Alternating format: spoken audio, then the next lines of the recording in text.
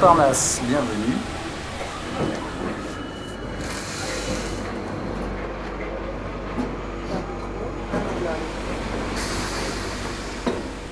Montparnasse, bienvenue. Bienvenue, oui, bienvenue. Mais pas bienvenue comme dans « Ravi de vous accueillir », non. Bienvenue comme dans « Fulgence, bienvenue ». Vous vous demandez peut-être quel est le rapport entre cet homme et le métro ? Le rapport, c'est tout. Fulgence Bienvenue a tout à voir avec le métro parisien. Le réseau, aujourd'hui emprunté par plus de 5 millions de personnes chaque jour dans la capitale, c'est l'œuvre de sa vie. Mais revenons au début. Fulgence Bienvenue naît en 1852 dans les Côtes-d'Armor. Son père est notaire. Il est le 13e enfant de la famille. C'est d'abord un enfant qui se passionne pour la littérature avec un goût particulier pour les auteurs grecs et latins. Il aime les lettres, mais il embrasse finalement une carrière scientifique. Il rejoint la promotion 1870 de l'école polytechnique et il devient ingénieur des ponts et chaussées.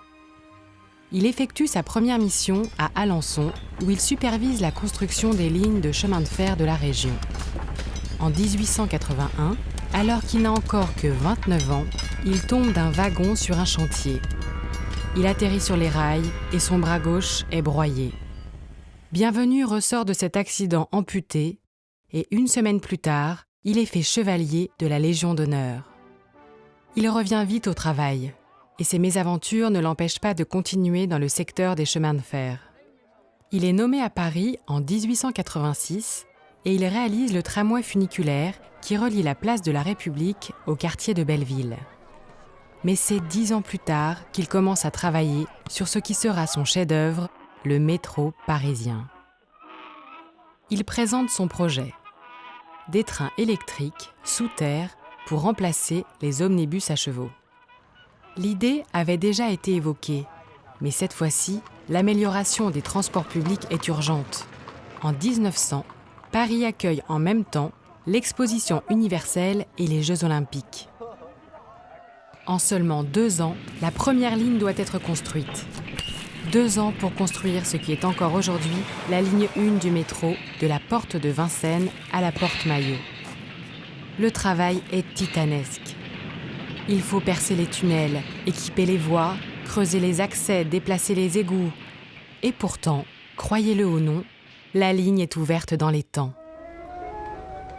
Le succès est immense auprès des Parisiens.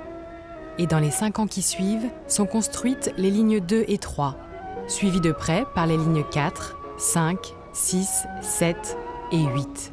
Au moment où commence la Première Guerre mondiale, le réseau compte déjà 80 km.